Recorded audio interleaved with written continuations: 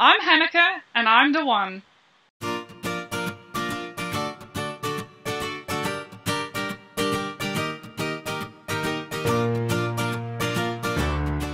Welcome to episode 3 of I Am the One, a show that features entrepreneurs who decided that they were going to be the ones to make life better for the people that they serve. I'm Sonia Thompson, and for today's show, I had the privilege of chatting with a woman who's so fabulous, she's known by only her first name. Henneke, as she's known, is the founder of Enchanting Marketing. Since 2011, Henneke has been working hard helping business owners win clients with their words. This irreverent copywriter and business writing coach has made a big splash with her books, blog posts, and courses that teach entrepreneurs how to stop using gobbledygook in favor of sparkling words that woo readers. Henneke knows her stuff, and we can learn a lot from her journey. So let's hear what she has to say. Here's Henneke. Well, Henneke, thanks so much for being with us here today. It's great to have you. Yeah, I'm excited to be here. Nice to see you. Yeah, always great to see you.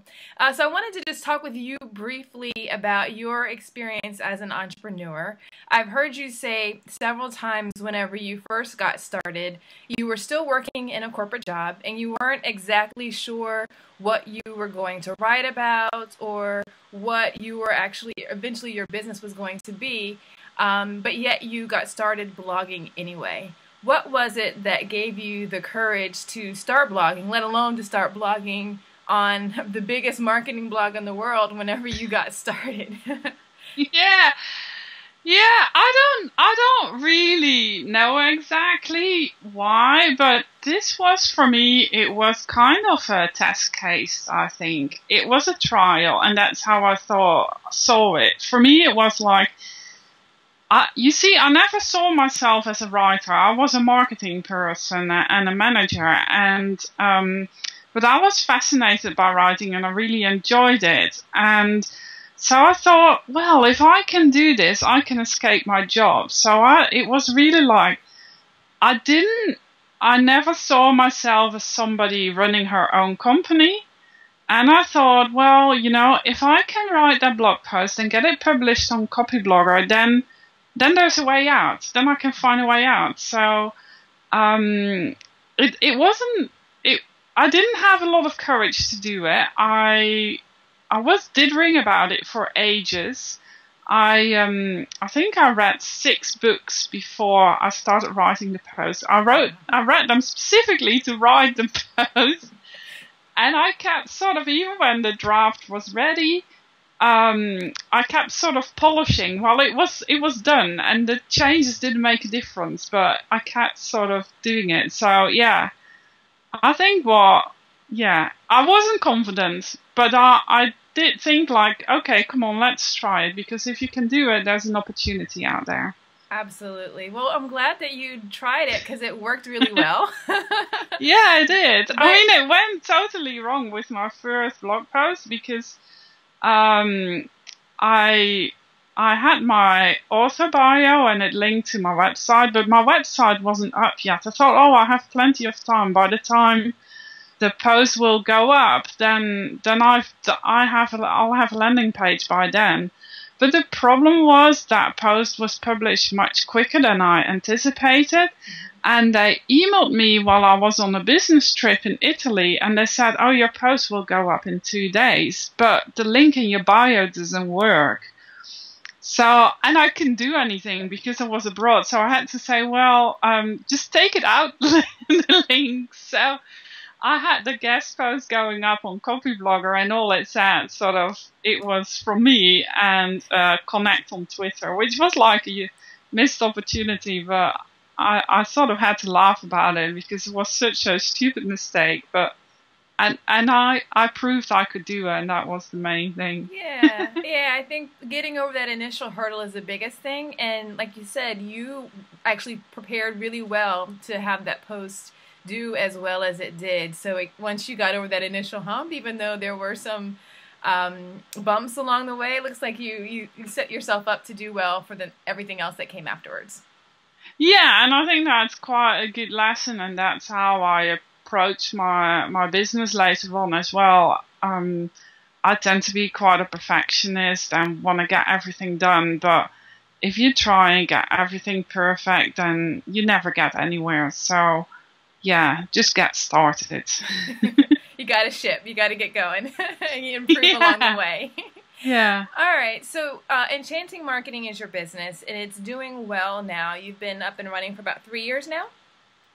Yeah, less than that. I set up my business just over 2 years, yeah. Awesome. So whenever you started the blogging and then you started to get clients, what was the need that you are actually, or that you continue to solve for your clients? And then once you figured out that they did have a need, what made you decide that you were going to be the one to fill that gap that they were facing? I didn't really decide that. They decided that for me. So what happened, I was, at that time, I was sort of polishing my writing skills, and I wanted to become a better writer. And so I was following my curiosity, and I was writing about writing because I really found it interesting, and I dug deeper and learned more and shared more. And then somehow people just approached me and said, "Oh, can you help us with copywriting?" And I was sort of, yeah, well, actually, why not? I hadn't thought about it, but not that I told them that. But yeah, so it was actually my clients who made me realize there was a need and that I could do that for them. And I think my combination of a good marketing background and then learning how to write was obviously a good one, but I hadn't quite realized that until they decide. I mean, it's not, I don't want this to sound like I just did whatever came in my way. It was something I did enjoy doing. Right. I just hadn't expected people to pay me to do it. But whenever they started coming to you and said, "You're good at this, can you help us, and we'll pay you, can you help us do this for our business or improve for our business?" I guess that was a no-brainer for you to say, "All right." Yeah, I knew I could do it, I think. I somehow lacked the confidence to, you see, like deep inside I knew I could do it, but somehow I didn't have the confidence to think like, "Oh, okay, I'm going to set up a copywriting business." Now, I want to just dive into that a little bit more, because you mentioned that with your copy blogger post, your first blog post that went up live. And it's a theme around confidence, in that, whenever you start, you've got these skills, but sometimes whenever it comes time to do it for yourself or your own business, we kind of hem and haw and wonder, or can we do it? Is what got you over the confidence hump? Was it just reminding yourself that you were good at what you did, or was it a combination of the external influences, say your clients who were saying, "We'll hire you if you'll do this for us"? Like, how did you get to the point to where you're like, "Yeah, I'm good at what I do"? Yeah, I think that took a while, because with my first clients, I was still very nervous. And I knew I could write because I got a lot of positive feedback about it, and I understood the theory, and I had these popular blog posts, and I'd done some good work for websites. But whenever I had to, like a Skype call or a phone call with a client to discuss a project, I would always think, "Oh, okay, now they're going to find out that I have a weird accent and they won't want to work with me." So, yeah, that took me quite a long time to get over that idea that I, as a non-native speaker, could actually write good copy. And of course, I started using a proofreader so that if there were any tiny mistakes, that they would be ironed out. But yeah, I don't know. Did I answer your question? You did. I think lost. It's just a matter of continuing to go through it, and as you feel that fear and that nervousness that you're experiencing, you just kind of still push forward with it. You don't let it get the best of you. Yeah, I think I always push a little forward, and I don't take big jumps. Like in my business as well, I started with writing blog posts, and I got confidence in my writing, and then I thought, okay, now I had a lot of good feedback on these blog posts, and I'm clearly writing something that people find useful. Now maybe I can put this in a book. So I took the next step, and it was a book. And gosh, I was scared about publishing my book, and I thought it would suck, and you know, it was fabulous. I know it's good. It has lots of 5-star reviews. So, but I didn't think that. I was nervous about it failing, and I mean, you know how we are about creating stuff. It's scary. So, but yeah, so it was a little step from first. Blogging was scary first, but once I got sort of used to that, I decided to go for a book, and then once I got over the book self-doubt, then I decided to develop a course. So I think the step-by-step approach is really a useful one to get over your fear and to get continuous feedback as well, because for my book, for instance, I also got beta readers, so I would ask people, okay, what do you think? And that just, things like that just are little confidence boosters. If people say it's good, then I'm sure they're right. And you know it yourself, it's not bad. So keep going forward. Yeah. Absolutely. You just got to keep pushing. Don't stop. You mentioned that English is not your first language. And I've heard you say before that in your previous job, there were a few people who unfortunately teased you about your English, and they, acknowledged that they said it wasn't, proper English. But yet right now your business is all about teaching people how to write for the web, and you're doing that in English, ironically. Yeah. Yeah, it's crazy. It's crazy. Yeah. What did you do to silence those critics that might have been in your head, from experiencing your coworkers talking about your English? And I know you just mentioned also, some of the self-doubt that you had with getting on Skype. How did you just sort of put those things to bed and say, I'm going to do this anyway? Yeah, it was mainly my boss who would make jokes about my accent, and I don't always get the pronunciation right of words or the grammar right, but especially when I speak. When I write, I find it easier because you can correct yourself. Right. But when I speak, I find it more difficult. So, yeah, I don't know. It's very difficult sometimes to make those little critics shut up in your minds, but I think when you're curious and when you do something you enjoy, you just have to keep going. And I think initially there was an element also of, well, okay, I'm going to prove I can do that. You don't believe that I can make it, but I can do it. So yeah. Yeah, you're gonna suck it to them. You're gonna show them. Yeah, and I think it's also finding like-minded people and getting feedback. It's so important. I mean, it's my readers who are cheering me on quite often, and other people that you hear that go through the same struggles and self-doubts, and that's just I think one of the things to realize, it's not just you. It's quite normal, and we just have to pick up the courage and just go forward step by step. Absolutely. Don't make it too big. Absolutely. So as you've been going through the process of building your business over these last 2 years, there are definitely high highs that come with it. There might be some lows or some challenging days. What is it that keeps you going to push through in between those high highs and those low lows to keep progressing and moving forward? I really think it's my readers, it's my audience, and the feeling that what I'm doing can maybe help out a few people and can make a difference to their lives. I mean, I started just sharing copywriting tips, but I found that a lot of my readers, it's not about knowing exactly how to do it. It's also having the confidence. So I started to write more about things like self-doubt and finding the courage to move on. And I think if some people get inspired by hearing my story, then I'm happy, and that's a good thing. That's what it is about, solving other people's problems and helping them take steps in their business. And that fuels you. That's awesome. That's wonderful. Yeah. What has been your biggest lesson learned as you've been going through this process of building a business?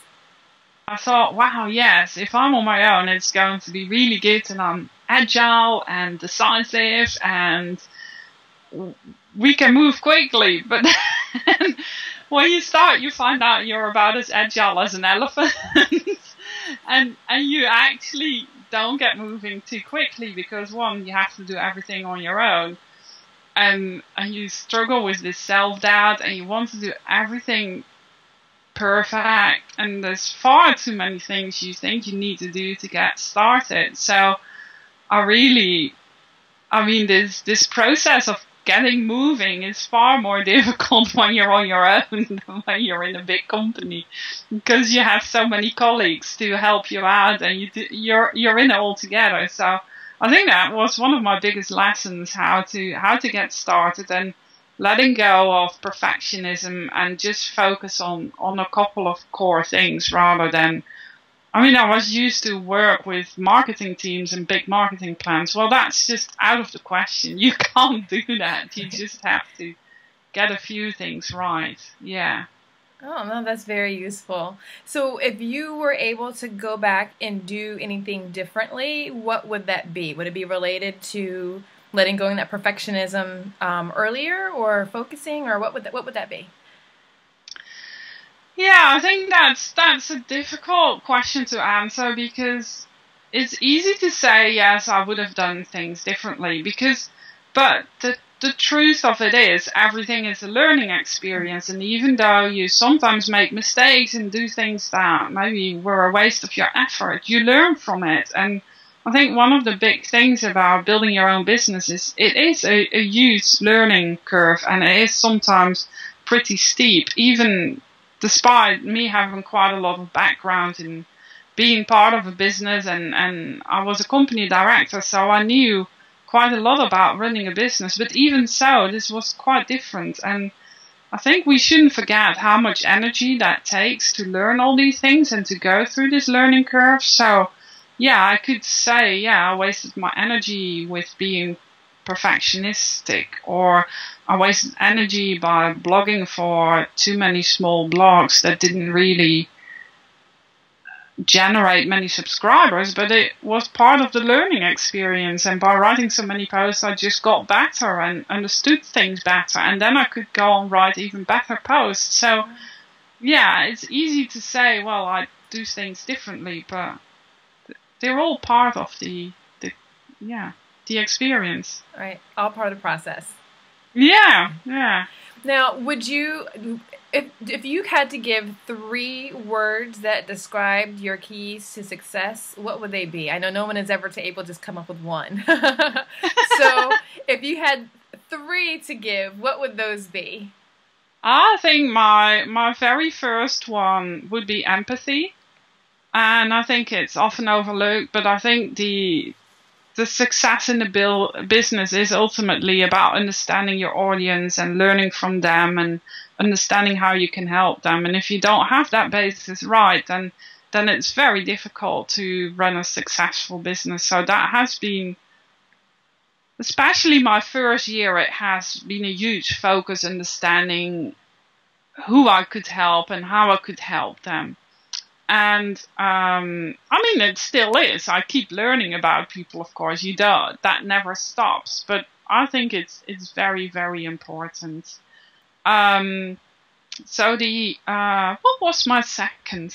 Oh yeah, my second would be focus. I think it's very easy to get distracted by too many things and think that you have to learn a lot of things. My focus in my first year was very much on improving my writing and getting to know my audience. And then in terms of marketing, it was about building my email list through guest blogging, and then writing for my own blog. And yes, social media can be great, but that was for me very much secondary. I didn't spend a lot of time on that. I still don't even have a Facebook account at this point in time. So I think focus is really important. You learn a lot more from improving a few core skills than from trying to master a lot of skills. And I think that strong focus on writing and learning more about it, that has been really, really good for me. No, that's definitely some great advice. Yeah, and I think the third one, I would say maybe curiosity. I think if you do something and you're not really curious about it, then it's really difficult to stay committed and to keep going. I think a lot of people talk about passion, and I think passion is quite a big word, and follow your passion as well. Okay, what's my passion? If you'd had asked me 3 years, I wouldn't have a clue. So I prefer curiosity, which is more low-key, and just follow your curiosity and see where it gets you. If you just do something to make money or because you think you can make money with it, I think it's very, very difficult to keep up. So I would always say build a business on something that you're interested in, at least curious. That's great wise words. I don't feel that wise. You're very wise. You're very wise. Any parting words of wisdom that you have for those who are working on building their business now, or those who are dreaming of starting a business but haven't yet made that leap yet? Yeah, I think it's about believing in yourself and just going for it. Make that first step and be kind to yourself, I would say, as well. Because we tend to beat ourselves up and think we need to know more or do things better, or we get angry about mistakes or bad habits or things that we would do but then can't keep up. But I think there's a balance between discipline and being kind to ourselves as well. Yeah. Very good. Very good. Yeah. What can we expect to see from you in the future? You've done so many wonderful things already. I'm sure more great things are on the horizon. Yeah, I have lots of great plans. I'm not sure how many I can implement how quickly, but yes, I'm currently running a course for people who want to promote their business with a blog. So it's a blog writing course. And I'm going to develop a copywriting course as well. And this will be an intensive course, so not self-study, really with lots of feedback, tutor support, because I think learning how to write, and I looked at a lot of courses, and a lot of courses are just too hands-off, and you can't really learn how to write from reading a book. So I really like the courses with small groups of people where I can really give them assignments and help them improve their writing by giving personal feedback. So there's another course coming, and then there will be some smaller self-study courses I'm developing as well for writing and finding your own voice and things like that. Very exciting. Fun. Very exciting. Well, your students, I'm sure, will learn lots from you, as I do. All right, so here's one last bonus question for you, just for fun. I always think it's cool to see what music does to people. So is there a specific song or a group that whenever you hear their music, you just have to start dancing? Or if you're at a party, when you hear a song, you've just got to make your way to the dance floor whenever you hear a certain song or group? Yeah, I'm not really a big dancer, but the song that came up in my mind is I Will Survive, but not the original version. I like the version of Cake. Cake, okay. Yeah, listen to that one. It's a bit different, but it's, yeah. We're going to have to check that one out. I'll put it in the show notes for everyone. Awesome. Thank you so much, Henneke. It's been great talking to you, and you've had these wonderful words of wisdom that lots of entrepreneurs, both now and those who are going to be starting a business, can use to really make a splash and move forward and do great things with their work. So thank you. Wow, you're welcome. It's been great talking to you. Henneke gave us lots of words of wisdom, but one of the things that stuck out to me the most was the importance of having the courage to move forward even when you're not 100% sure of yourself. And that brings me to today's question for you. Henneke mentioned that when she was just getting started, she knew that if she could get published on Copyblogger, she could escape her job. What's one milestone that you can set for yourself as a marketer to achieve to give yourself the confidence and courage you need to move forward with the big dreams you have for your business? Think about it and then put your answer in the comments. That'll make it easier for us all to support you in your quest. Now, if you like this video, go ahead and subscribe to the channel, and I would be ever so grateful if you would share it with your friends. And if by chance you are not signed up to get email updates on how to grow your business, go ahead, scoot on over to mytrybusiness.com and get signed up. Then you'll get the good stuff delivered straight to your inbox. Until next time, keep working on building your dream business so you can make life better. Somebody's waiting on you. Thanks for watching.